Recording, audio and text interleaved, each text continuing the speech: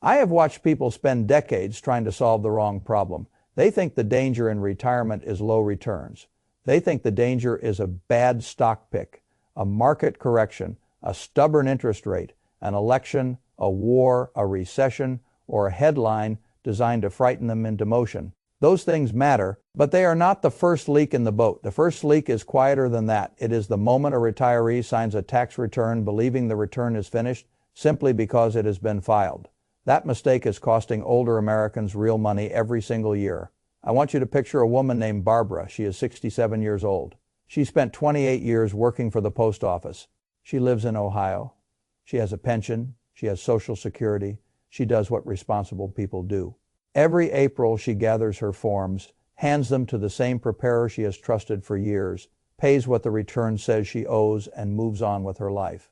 Last year, she wrote a check to the federal government for $900. She should have owed nothing. Not because she cheated, not because she hid anything, not because she found some aggressive loophole in a back room with a clever lawyer. She should have owed nothing because the tax code already contained several protections built specifically for someone exactly like her, and not one of them made it onto her return. That is the trap. Most retirees think the tax game is about income. I do not. I think the tax game in retirement is about recognition. What the IRS takes from older Americans is often not taken through punishment. It is taken through omission, through unchecked boxes, through schedules never attached, through one provision that should have been claimed, another that should have been measured, and a third that should have been executed before the deadline passed. That is why I want to give you a different picture of retirement tax planning. I do not want you thinking like a filer. I want you thinking like an owner. A filer asks, "What do I owe?" An owner asks, "What was missed before anybody asked me to pay?" That difference sounds small. It is not.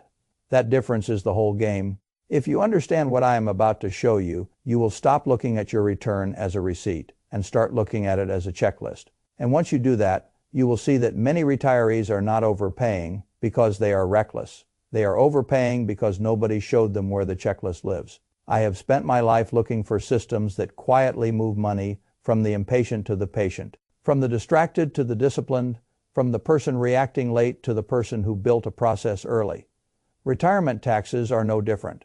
The people who keep more are usually not the people with the fanciest advisors or the most complicated portfolios. They are the people who know where to look. They are the people who understand that the tax code is full of doors, and most people walk past them because nobody told them they were unlocked. I call this the retirement checklist system. It is not glamorous. It is not exciting. It will never trend. But it can keep thousands of dollars in the hands of the people who earned them rather than in the hands of a government that was perfectly happy to keep quiet while the money drifted in. The first thing you need to understand is that retirement creates a very specific type of tax vulnerability. When you are younger, the mistakes are usually obvious. Too much debt, too little savings, too much spending, not enough investing. When you are older, the mistakes get more administrative and more invisible. You assume your preparer already knows. You assume the software already caught it. You assume if something important applied to you, the IRS would mention it. That last assumption is one of the most expensive beliefs in personal finance. The IRS is not your coach. It is not your reminder service. It is not standing over your shoulder asking whether you remembered the extra deduction for being over 65. Whether you qualify for a newer deduction Congress created, whether your charitable giving should have come from your IRA rather than your checking account, whether your medical costs were high enough to justify running the itemized numbers, or whether a little known credit might erase what you owe dollar for dollar. The IRS will take a properly prepared return. It will also take an incomplete one. That is why I want to name the mechanisms, because named things can be remembered and remembered things can be acted on. The first mechanism is what I call the missing box. This is the simplest one, which is exactly why it is so dangerous. When you turn 65, the tax code gives you an additional standard deduction on top of the base deduction everyone else gets. For 2026, that extra amount is $2,050 if you file as single and $1,650 per qualifying spouse if you are married filing jointly. If both spouses are 65 or older, that means an extra $3,300 before we even start talking about anything more advanced. Now here is why I call it the missing box. Because in practice, this benefit often depends on something humiliatingly small. The age box has to be reflected properly. That information has to make its way through the return. If a new preparer moves fast, if software imports imperfectly, if a rushed filing misses the detail, the deduction that should have been automatic can simply sit there unused. Most people cannot imagine that a basic age-based benefit would be missed on a prepared return. I can imagine it very easily. I have seen enough financial sloppiness to know that the world is full of errors created by repetition. The longer someone does the same task every year, the more likely they are to think they are no longer capable of making simple mistakes. That is when simple mistakes become expensive. There is another layer to the missing box that almost nobody talks about. If you are legally blind, there is also an additional standard deduction tied to that status. And if you are both 65 and legally blind, those additions stack for a single filer who qualifies for both in 2026.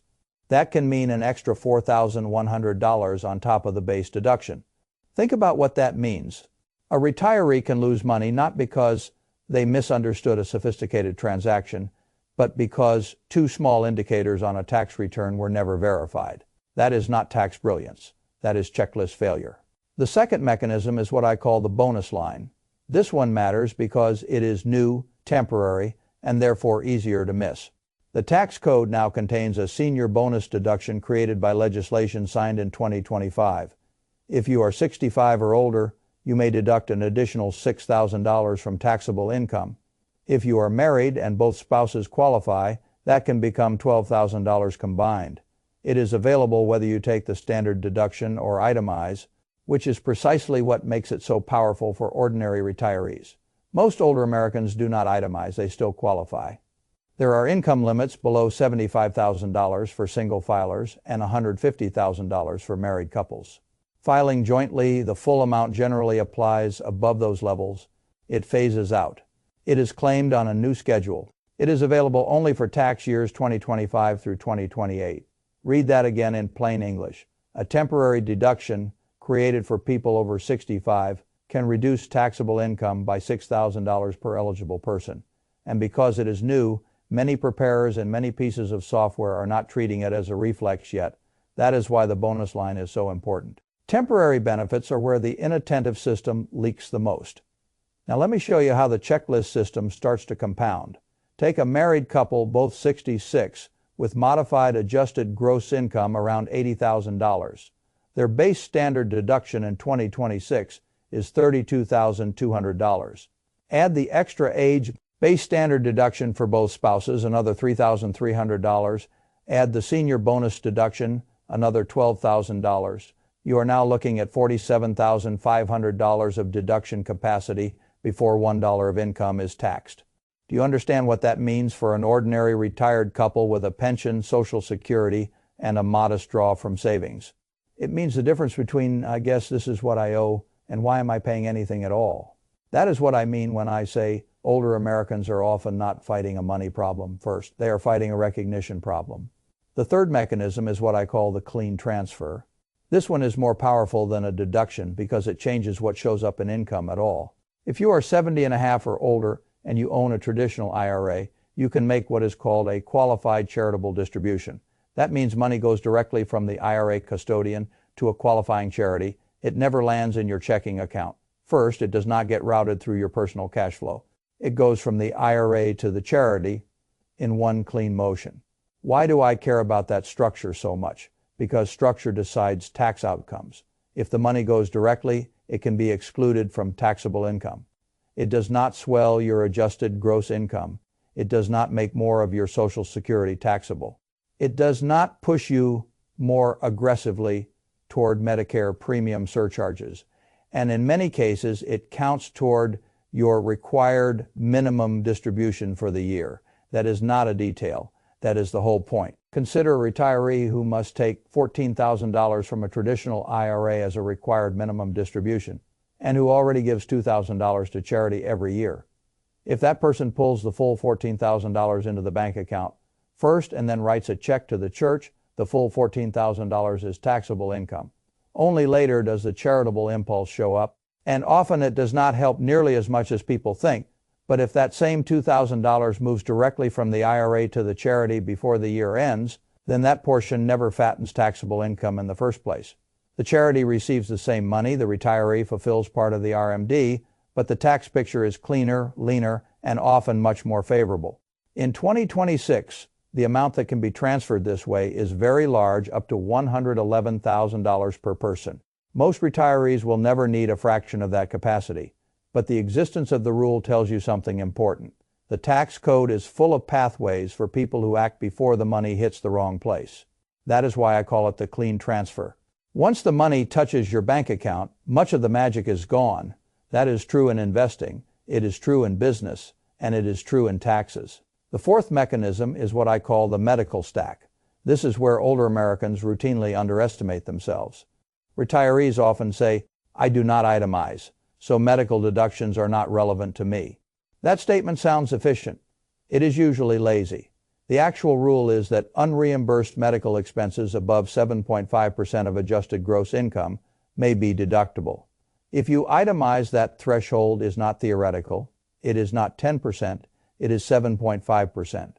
And once you understand what counts, many retirees realize they are much closer to the line than they imagined.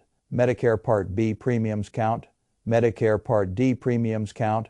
Medigap and supplemental insurance often count. Long-term care insurance premiums may count up to age-based limits. Dental work counts. Hearing aids count. Vision exams count. Prescription eyewear counts. Certain home modifications for medical reasons can count. Even mileage to and from medical appointments can matter. Now think like an owner, not a filer. If your adjusted gross income is around $50,000, then 7.5% is $3,750. That number looks large until you remember what modern aging costs. A retiree can cross that threshold with premiums, prescriptions, one dental procedure, and one hearing-related purchase. That is before we even get to surgeries, therapies, specialists, or anything unusual. And once you go above the threshold, each additional qualifying dollar begins to matter. The reason I call it the medical stack is because this benefit is rarely unlocked by one giant event. It is unlocked by stacking ordinary realities of aging that people never bothered to total up in one place. That is why autopilot is so dangerous. A preparer working from habit may assume the standard deduction is the answer and never test the itemized scenario with real rigor. But retirees do not live on assumptions, they live on actual cash flow. If itemizing saves more, you run the numbers every year. Not once, every year. Especially now, when the deduction landscape has changed and the standard deduction is higher, because that only makes the analysis more important, not less. If the bar is higher, the measurement must be better. The fifth mechanism is what I call the forgotten credit. This is the one that proves just how careless the system can be with older Americans who have modest incomes.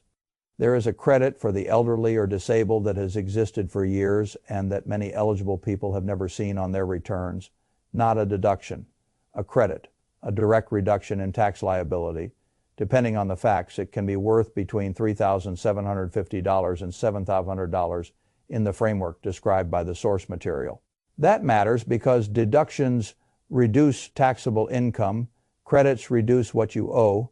A retiree near the lower income range may be in the exact zone where this changes everything. The catch is that the income limits are low for 2026. The thresholds described are $17,500 for single filers and $25,000 for married couples filing jointly. That means this is not aimed at affluent retirees with massive portfolios. It is aimed at people of modest means, the very people least able to casually donate extra money to the Treasury because someone never ran the right schedule. I want you to stop here and notice the pattern. The missing box helps the retiree who failed to verify the basics. The bonus line helps the retiree who failed to catch the new rule. The clean transfer helps the retiree who gave the right money in the wrong order. The medical stack helps the retiree who never totaled the real cost of staying alive. The forgotten credit helps the retiree whose income is low enough to qualify, but whose return was treated like a routine form rather than a strategic document. That is not randomness, that is architecture. And once you can see the architecture, your identity has to change. You cannot remain the kind of retiree who hands over papers and hopes the machine is kind. You have to become the retiree who runs a checklist. That is the identity flip. Most people enter retirement still behaving like employees. They think in terms of submission, compliance, and trust. They assume the institution in front of them knows more, cares more, and has already handled the details. Owners do not think that way. Owners know that institutions optimize for throughput. Owners know that professionals can be rushed, inattentive, undertrained, or complacent. Owners know that one missing form can cost more than a year of careful coupon clipping. Owners know that protecting money often looks less like genius and more like review. This is why wealth in later life becomes a game of maintenance as much as a game of accumulation. When you are young, the great question is how to build. When you are older, the great question is how not to leak. A retiree who saves $800, $1,500, or $3,000 a year in unnecessary taxes has effectively generated a better return than most people get from their frantic search for the next hot stock, and they did it without market risk. They did it by learning where the holes are. I want to drive this deeper because many people still misunderstand the psychology here. They think the loss is small because the payment feels routine. That is how systems train people to tolerate leakage. $900 to the IRS in 1 year may not feel catastrophic, but $900 a year for 10 years. Plus the foregone growth on that money, plus the Medicare knock, on effects that come when income is unnecessarily high. Plus the emotional cost of assuming your retirement budget is tighter than it needed to be. That is no longer small. That is a capital allocation problem. And good capital allocators do not ignore repeatable losses simply because each one arrives wearing ordinary clothes. Now I want to give you the operating system because awareness without protocol is just another form of entertainment. If you are over 65, your tax process should not begin when the return is ready to sign. It should begin with an annual review file. Inside that file there should be 5 questions. First, was the age status reflected properly for every eligible person on the return? And if blindness applies, was that reflected too? Second, was the senior bonus deduction considered and actually claimed where income allows it? Third, if charitable giving is part of life and a traditional IRA is involved, was a qualified charitable distribution evaluated before any required minimum distribution money landed in a personal account? Fourth, were all medical expenses, premiums, therapies, devices, modifications, and mileage totaled before deciding whether itemizing made sense? Fifth, if income is modest, was Schedule R actually tested instead of dismissed by assumption? That is the retirement checklist system in practical form. Simple, boring, powerful. If a preparer cannot walk through those questions clearly, you have learned something extremely valuable about the preparer. If software cannot show you whether those areas were checked, you have learned something extremely valuable about the software. If you already filed and one of those items appears to have been missed, you have learned something extremely valuable about the possibility of amending the return while the window is still open. The people who keep more money in retirement are not necessarily better at earning. They are often just harder to surprise. That is what the checklist does. It reduces the surprise factor. And I want to say one more thing that matters deeply. This is not about hating taxes. It is about respecting the difference between taxes legally owed and taxes unnecessarily surrendered. I have never believed in being careless with obligations. I also do not believe in making voluntary donations to inefficiency. If the law gives you a deduction, a credit, an exclusion, or a timing rule, your job is not to feel guilty about it. Your job is to understand it well enough to use it correctly. That is not greed. That is competence. Barbara did not need a more complex portfolio. She did not need a new side hustle. She did not need to become a day trader, a landlord, or an options speculator. She needed one conversation, one review, one checklist, and the difference between what she paid and what she should have paid was not intelligence, morality, or effort. It was attention. That is why this issue bothers me so much. Retirement should not become a season of quiet overpayment simply because the people who played by the rules were never shown where the rules favored them. A civilized system should be easier to navigate than this. It is not. So you have to become stronger than the system is convenient. That means one final shift. Stop saying, "My preparer handles my taxes." Start saying, "My preparer helps execute my checklist." That sentence changes the power relationship. It changes the level of scrutiny. It changes the kind of questions you ask. And it changes whether your return is something you passively receive or something you actively verify. There is a moment in every investor's life when they realize that nobody will care about their money as much as they do. Retirement taxes are one of the cleanest places to learn that lesson. So here is the final choice. You can keep treating your return like a yearly ritual sign where you are told, and hope the machine happened to be accurate, or you can spend one focused hour, build the checklist, ask the uncomfortable questions, review the missing boxes, inspect the bonus line, execute the clean transfer properly, total the medical stack honestly, and demand that the forgotten credit be tested if your income is low enough for it to matter. One path keeps you ordinary. The other path keeps you in control, and retirement in the end is not just about having enough money. It is about holding on to control long enough to use that money the way you intended. That is the real tax break, not a line on a form, not a box on a schedule control. And once you see that, you will never sign another return the same way again.